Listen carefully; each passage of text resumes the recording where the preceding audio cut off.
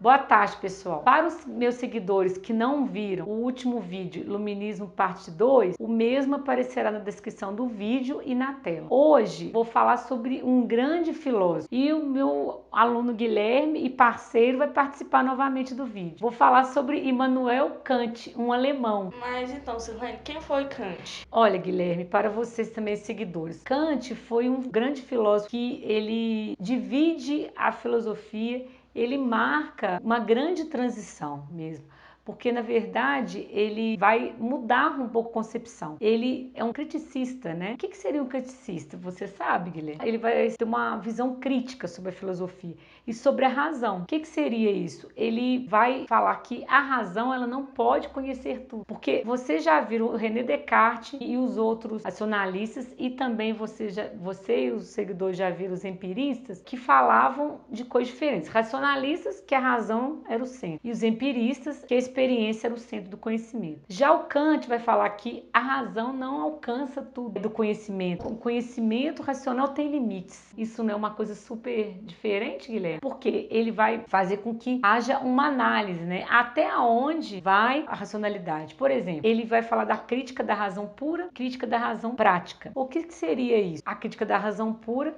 seria ligada à ciência, né? Ao conhecimento racional científico. E a razão prática ligada à moral. Mas, Silvane, agora eu fiquei confusa. Esse filósofo é racionalista ou empirista? Ele vai fazer uma junção, Guilherme. Ele vai falar da importância da razão e vai falar da importância da experiência. O que ele vai falar? Que a razão, ela a parte da experiência. Quando você vê uma planta, ou observa o animal, você está partindo da experiência. Mas não é que a razão depende da experiência, ela depende da experiência para ela conhecer. Ela tem conteúdos intelectuais, racionais que independem da experiência em si. Mas na verdade, elas duas têm uma junção. Quer dizer, não é só a razão como os racionalistas diziam e nem somente a experiência como os empiristas diziam. Tudo é importante. Que eu queria dar um exemplo para vocês bem prático. Quando você vai estudar, vamos supor, alguma coisa ligada à física, ou mesmo matemática. Você sabe a teoria, mas você tem que saber a prática. Então, racionalidade e experimentação, dois componentes importantes. Isso vai fazer com que o Kant entre num divisor de águas na filosofia. Não vai mais priorizar um dos dois, né? Ou valorizar um dos dois. Só que existe uma confusão ainda, né? Até na ciência contemporânea, alguns estudiosos ou filósofos ainda discutem que um é mais importante do que o outro. Não, os dois são. A racionalidade ela é chamada de a priori e a experiência posteriori. O que quer dizer isso? Tudo começa da experiência, mas não há uma interdependência que uma depende da outra.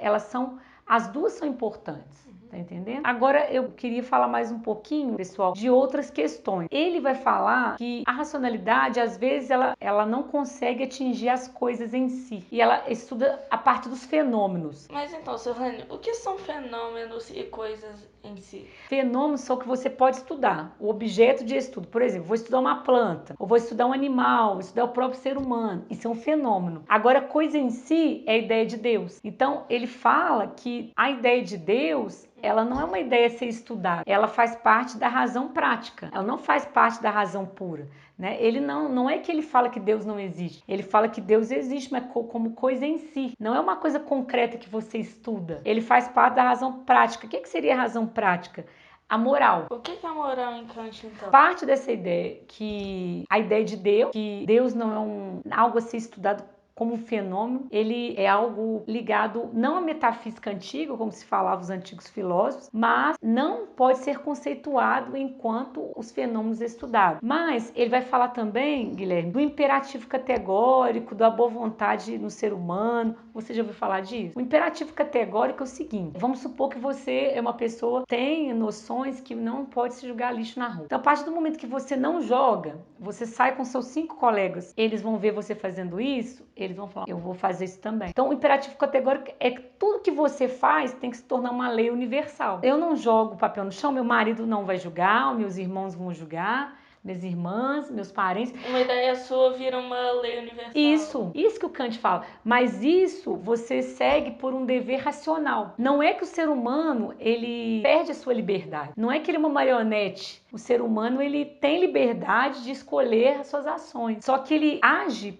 de maneira racional. E o que você faz deve se tornar uma máxima. Isso é imperativo categórico, é a ideia da boa vontade, porque você tem liberdade, age racionalmente e outros vão seguir, como se fosse um espelho. Tanto é que o Brasil tem passado por uma fase crítica. Como várias pessoas cometem delito, então o povo acha que é normal cometer crimes de corrupção. E, na verdade, isso não é. Então, essa moralização que o Sérgio Moro tem feito, que os juízes têm feito no Brasil, elas podem servir para um futuro próximo. Nós vamos ver esse resultado daqui a 5, 10 anos. Porque o que o Sérgio Moro está fazendo e a justiça brasileira vai virar uma máxima universal. Essa ideia do Kant ela é muito interessante, porque ela fala de um exemplo de uma máxima. Então, tudo que vira lei no Brasil, talvez não pegue, não vire uma lei mesmo que pegue.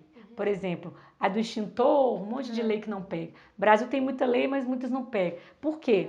Não vira uma máxima universal. Porque as pessoas não fazem de acordo com a lei. Então, na verdade, isso prejudica. Mas então, Silene, só para terminar, o que é liberdade mesmo em Kant? Para ele, o ser humano é livre, mas ele tem uma racionalidade, né?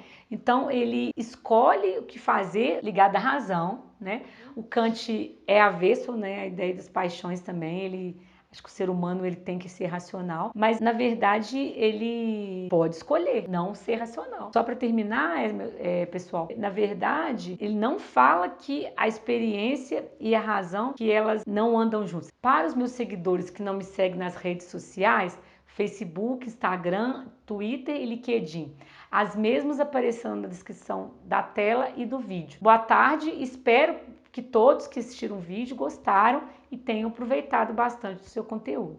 A poesia é um gênero que suscita os melhores sentimentos do ser humano e faz com que saia de dentro todo o que de melhor e às vezes de pior. Mas esse livro de poesias e inspirações, ele é um livro de cabeceira. Tenho certeza que se vocês o adquirirem, não vão arrepender, porque ele traz um conteúdo maravilhoso de reflexão espiritual sobre Deus, sobre o ser humano em suas ligações e convivências com os outros.